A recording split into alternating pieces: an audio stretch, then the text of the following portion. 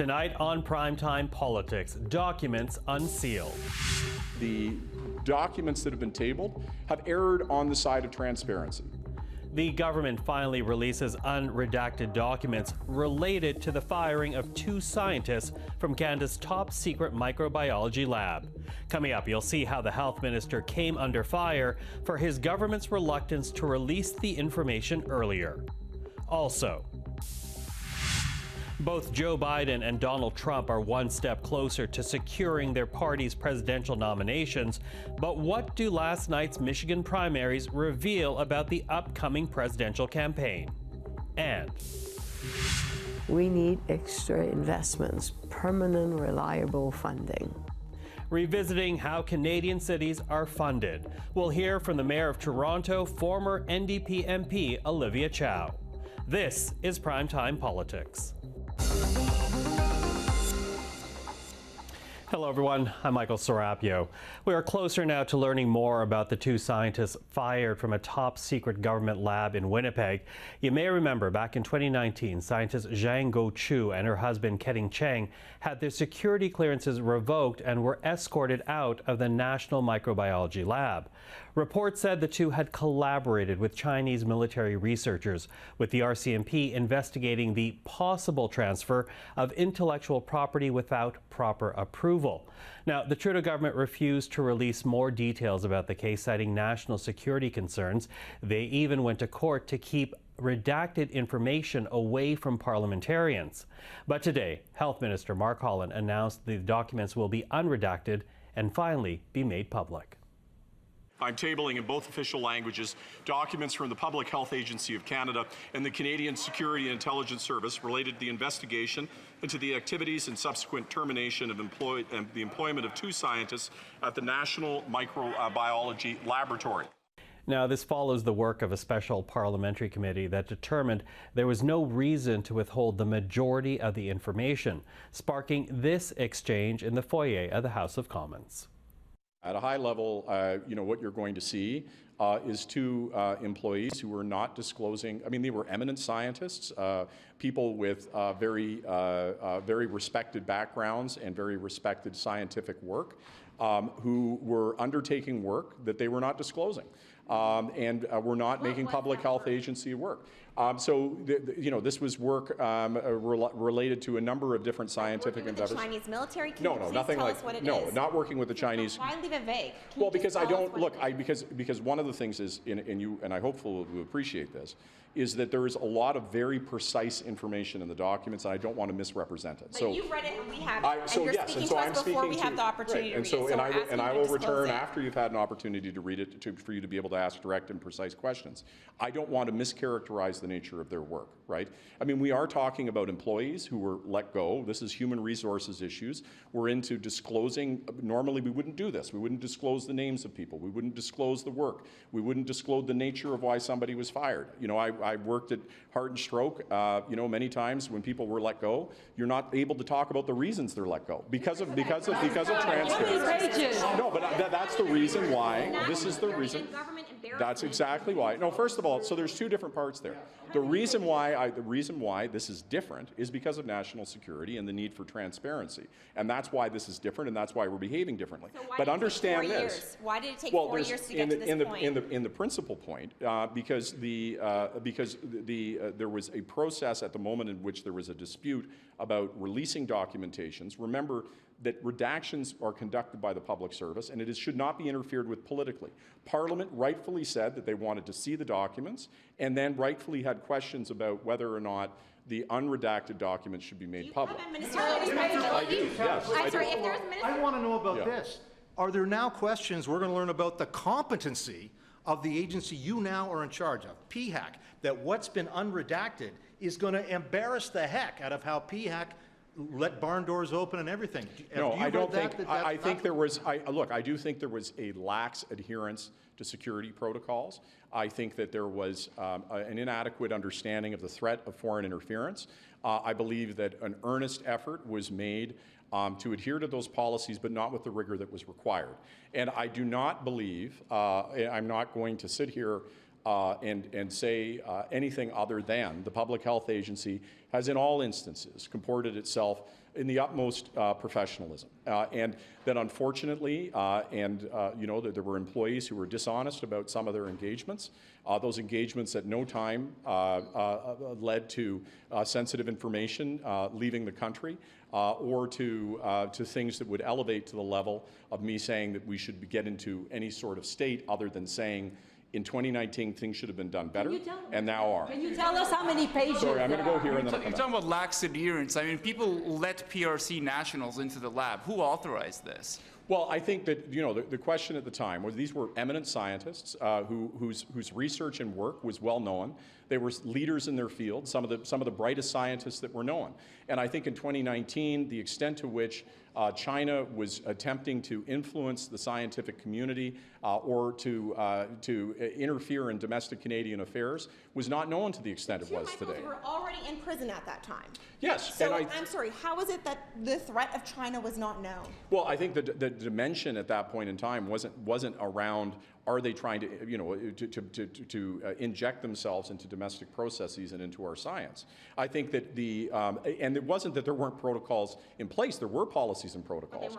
But that's precisely the problem. And I think no one else being fired then? Well, I think that you, and you know, and I would invite you to look at the documents. I have. And I can tell you that in my read of the documents, and I think back to 2019, that there was the lax adherence was concerning, but that it was on the aggregate, when you take a look at it, professionals who, yes, could have and should have done better, but I don't think it rises to the point of firing.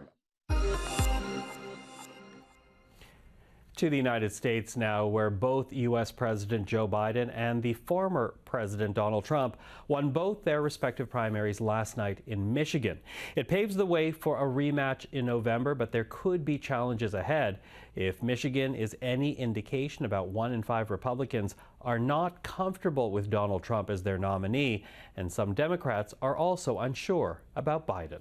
Well, with more on both Republican and Democratic primaries, we're now joined by Politico reporter Daniel Lippman. Daniel, good to see you again. Thank you for joining us. Thanks for having me. So listen, I do want to begin here with Donald Trump. Another victory in Michigan, his 5th win in as many states. Super Tuesday still 6 days away. But I'm wondering, when you look at all of this, what does it say to you about where the Republican Party is right now? Because we have seen, I guess, more traditional Republicans speak out against Donald Trump, warn about Donald Trump. But that's not stopping the former president from winning these decisive victories. Yeah, he doesn't have 100% of the vote, of course, but he does have the party pretty locked down, and there's no risk that he will lose the convention. The problem is pivoting to the general election. He has tried to move away from his attacks on Nikki Haley. His campaign is trying to tell him to stop the mentions anymore since they think that she's irrelevant. But even on Sunday, he went back after Haley again, calling her bird brain, brain dead. And so that is not going to make it easy for Trump to win over those Haley supporters for the general election. And so that's a real concern among Republicans, in addition to all the legal cases that he might be facing the next 6 months. Yeah, a couple of things to break down there. Let's begin with Nikki Haley, because, you know, she has not won a single state in this primary process so far, but she continues to warn Republicans. She says that Donald Trump cannot win a general election because there essentially are too many doubts about him. How true do you think that assessment is? I think she is not totally wrong, because you have 1 in 5 Republican voters so far saying that they won't vote for Donald Trump in a general election. And so he is going to have to get disaffected Democrats, independents to come to his side if he's losing 1/5 of Republicans. And so there's a lot of people who don't like the chaos that descended on DC when he was in charge.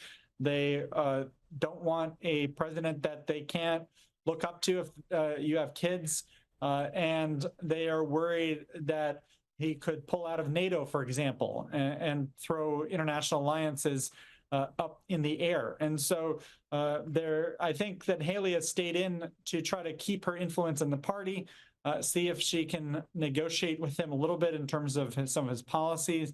But she is also looking to 2028, where she doesn't want to stay in too long because she doesn't want to anger Republicans who think that she should see the writing on the wall and call it quits. Yeah, and of course, as I said, Super Tuesday is coming up. Nikki Haley says she'll stay in until then, hasn't made a commitment beyond Super Tuesday. But, you know, it does, as you say, look like Donald Trump has the lock on the nomination right now. But there is still this question about how well he can campaign in the next calendar year. If and when he actually gets that nomination, up against that, he's already lost these 2 civil cases, fined more than $83 million for defaming E. Jean Carroll, who says Trump raped her, fined $355 million for the fraud case brought on by the state of New York, and his first criminal trial begins on March 25. So how effectively can Donald Trump really be on the campaign trail given all these legal pitfalls that he faces? Well, he has made a very concerted decision to take advantage as best he could, best he can, of the legal cases where he goes to hearings where he doesn't even have to show up. And then he will make a speech to either to the judge or to the press gathered outside. And so those are almost campaign stops for him. And he wants to make himself a martyr. And kind of that resonates with the economy and how quickly it has moved to an information. If you're a manufacturing worker, your job has sometimes been shipped to Mexico or to Asia. And so there's still a lot of discontent in the country that he is tapping into. The problem with these legal cases if he loses a felony charge from Jack Smith about January 6th, or if he loses in Georgia, then that's going to be a real blow, because there's a lot of Americans who will not want to vote for a felon for the Oval Office. I am less worried if he loses the case in New York about that porn star, because people can dismiss it as this was the law getting stretched out a little bit too much. Yeah, so the vote interference in Georgia and, of course, interfering on January 6th, those are ones to watch out for. But, you know, you talk about the challenges that Trump faces, but let's also talk about the challenges that Joe Biden faces. Again, he won Michigan last night, but a significant number of Democratic voters put on their ballots uncommitted. You know, given the doubts being expressed about Biden among certain Democratic voters right now, does this uncommitted movement present another challenge for Biden's own re-election hopes? Well, the uncommitted vote yesterday was pretty consequence-free, cost-free. It was not going to result in Donald Trump getting elected. But the White House is clearly concerned about it. They have sent the top campaign manager, they've sent national security officials to Michigan in the last month or two to hear from that community, from the Arab American community, and hear what they have to say in terms of their opposition to Biden's Israel and Gaza policy. The White House will argue that, and has argued, that the situation would be much worse if Biden had stopped talking to Netanyahu or had written him off completely, that they can pressure the Israelis behind the scenes.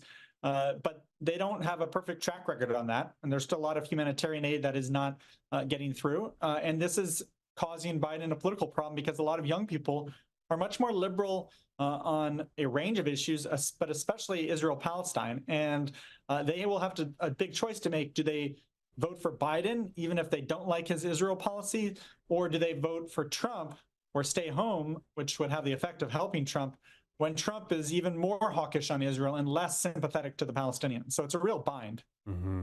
Listen, I have less than a minute, but I do have to ask you this, Daniel, because, you know, Michigan is the one of a handful of states that is expected to essentially decide the presidential vote in November. Given that, can you draw any lessons, see any signs about the upcoming general election from how things played out last night in Michigan? You can't extrapolate too much, but there is concern on the left about how Biden has done, about his age. So not everyone voting uncommitted was about Israel-Palestine.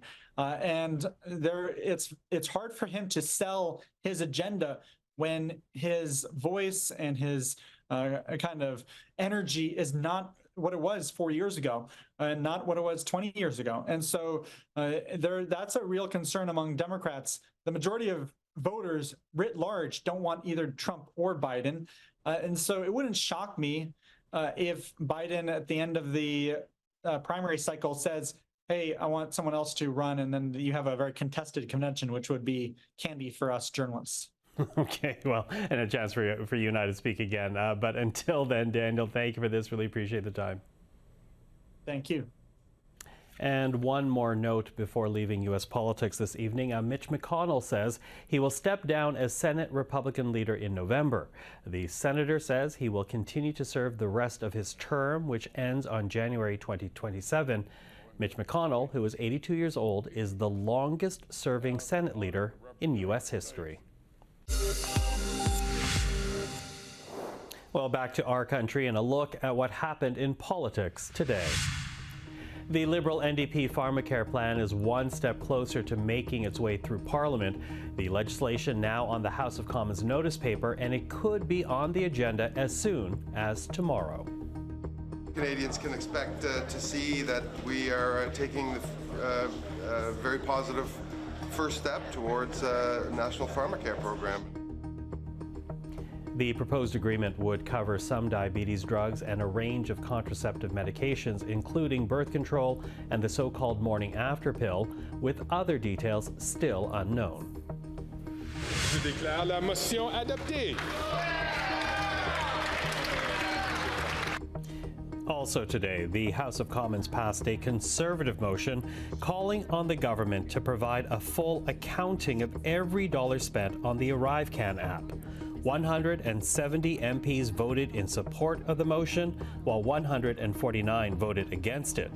Canada's Auditor General said in a report earlier this month she could not determine the app's total costs due to poor record keeping, but she estimates the project cost nearly $60 million. And finally, Canada's Immigration Minister Mark Miller was on hand at a special ceremony today, welcoming 19 new Canadian citizens to commemorate Black History Month. You have the freedom to choose what kind of Canadian you want to be. It's yours. I encourage you to assume it fully. Take the opportunity to share your ideas about the future of Canada, help the country, and shape the country that you envision. And you have that power to shape it. The mayors of Canada's largest cities were in Ottawa this week, demanding the Trudeau government include them in the upcoming federal budget. In particular, the mayors want more money for infrastructure, which they say is needed to respond to record growth and challenges presented by homelessness, affordability, and climate change. Well, joining us now is the Mayor of Toronto, also former NDP MP Olivia Chow. Mayor Chow, nice to see you. Hi. Thank you for being here. Listen, you know, you're in Ottawa after months of battling with the government, essentially asking for more money. You've now going to get nearly $1 billion to build new housing, hundreds of $1 millions to offset the cost of housing support for asylum seekers as well. With those wins, do you think you're now being heard by Ottawa? Well, I'm here, not just by myself, but with the mayors, Big City Mayor Caucus, which is all across Canada. We gathered and united in one voice. We have a fiscal problem. The existing tax structure is broken. It's not working. It needs fixing. It needs an update. It needs a reset. So I'm hearing words like our city's under siege, in crisis, like, you know, heavy-duty words, whether it's because of housing crisis, homelessness, encampment, asylum seekers, aging infrastructure, not being able to pay for it all. And so in one voice, these cash-strapped mayor, myself being one of them, are saying to the federal government that we need extra investments, permanent, reliable funding. You know, let me jump in there because, you know, I've heard this before, but what is it? Was it purely the pandemic that put municipalities, including Toronto, so far behind that you can't ignore it anymore? What exactly has created this crisis? Because we seem to be hearing from cities, Toronto included, far more loudly now than we ever have before. Yeah, actually it comes in waves. I'm not the first mayor from Toronto, not the first mayor across Canada. Almost every mayor since 80s, 90s especially, in the 2000s have been saying that this fiscal arrangement just doesn't work, it's broken. And then it gets fixed a bit. There was a gas tax transfer, and then there was a discussion about 1 cent solution, which is returning the GST assent of it back to the local government. Okay, that didn't work. And so it's ebb and flow. But right now, I think the crisis became a lot more stark because of combination. Number one, COVID.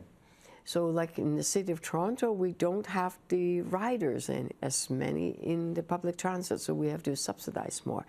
We have a huge housing crisis, which is 3 decades in the shaping, because we haven't, the government have not built housing. So what's happening is that people are paying so much rent, they have to, by the end of the month or even midway, have to go to the food bank. 1 out of 10. Because that's how expensive housing is now. That's right. So I think between the housing crisis, aging infrastructure, and the COVID, and a huge number of asylum seekers coming into Canada in the last 6 months, 9 months, and that just compound all the problems. Is Ottawa doing enough consultation as they pursue these types of policies on the federal level? Are they consulting enough with city mayors to make sure that there's not a negative impact, not only to Canadians that are already here, but the people they're welcoming to the country? We want more immigrants. In order for Canada to grow, we need more people living in Canada. Every report you've seen said the same thing. So immigration is not the problem. Asylum seekers is not the problem. It's the problem is that we have a housing crisis that was 30 years in the making. Because in mid-90s, the federal government, then the provincial government said, oh, it's not up to us to build anything. It's not our responsibility. And guess what? Every other country in the world have been building housing. Singapore, federal, well, they had one state government building. And as a result, the housing cost is not so high that if the government build housing and control the rent so that it's not so high because there's more supply, then people have more money at the end of the month to go and shop, to go and go out to the restaurant. It's the growth of the middle class. Right now in Canada, the middle class are being squeezed. Whether it's more the mortgage payment because of inflation, now that makes it worse, right? Or the rent being so high, there's just nothing left. They can't afford anything else. So that's the crisis. So what we are saying through the Big City Mayor Caucus is that need to fix the problem. We need, in the long term, right, the fiscal arrangements needs to be fixed, need a reset. But immediately, not only do we need money for housing, we need money for transit infrastructure. Because if you just build housing and not the community center and the libraries and the transit around it, then you don't have complete communities, right? It would just be concrete blocks. Is there something Toronto as a city can do, that your government can do to cut back costs as opposed to turning to Ottawa to cover a cost? Great question. Yes, we can. And we cut more than $600 million, $620 million. That's almost more than $500 million in our last budget. And yet it's still not enough. You saw the police saying, wait a second, you can't cut us. Well, we didn't. We didn't give them as much money as they wanted. We finally did. And we are, like snow removal and all that, we have to deliver these services. The irony is this: of all the tax you pay, only 9% come to municipalities. The rest of it, we're about to host the World Cup, right? Coming. And the national men's team, the first match, we're going to broadcast in June of 2026. The world will be in Toronto. The eyes will be in Toronto.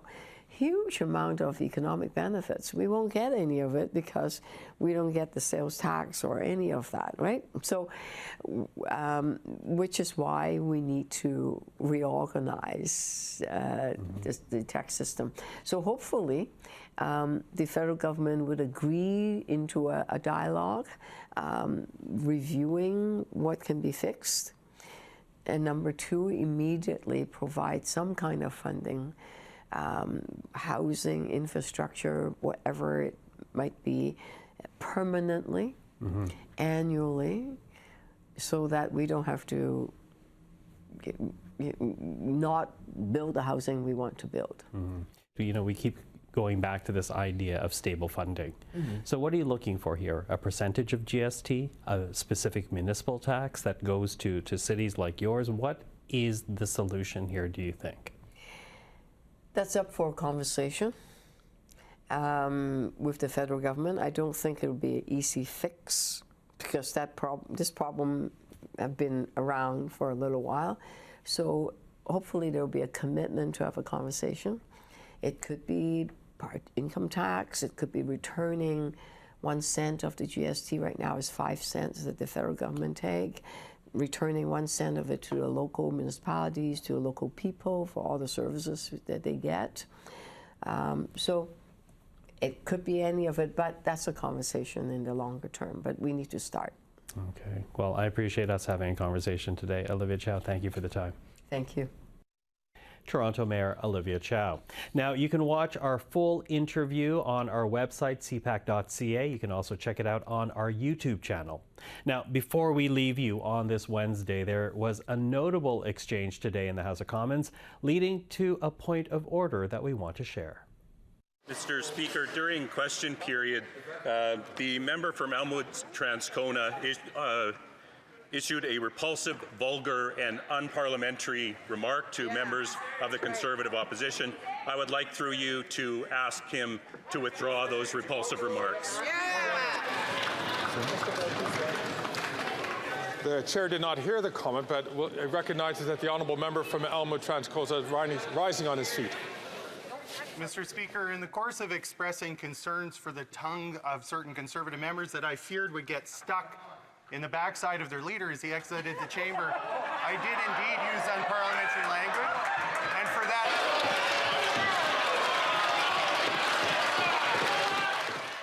MP Daniel Blakey did apologize and withdraw the remarks after being prompted by Speaker Greg Fergus. And then later, Blakey announced he was resigning his seat at the end of March. He will go and work for the Manitoba Premier Wab Kinew. Blakey has served as the MP for Elmwood Transcona since 2015, a constituency that was held by his late father, Bill Blakey. The NDP leader, Jagmeet Singh, wishing Daniel Blakey well in his new endeavour. And that is our program for this Wednesday. I'm Michael Serapio. For everyone here at CPAC, thank you for watching. Primetime Politics is back tomorrow night, but up next, Estée Bégin avec l'essentiel.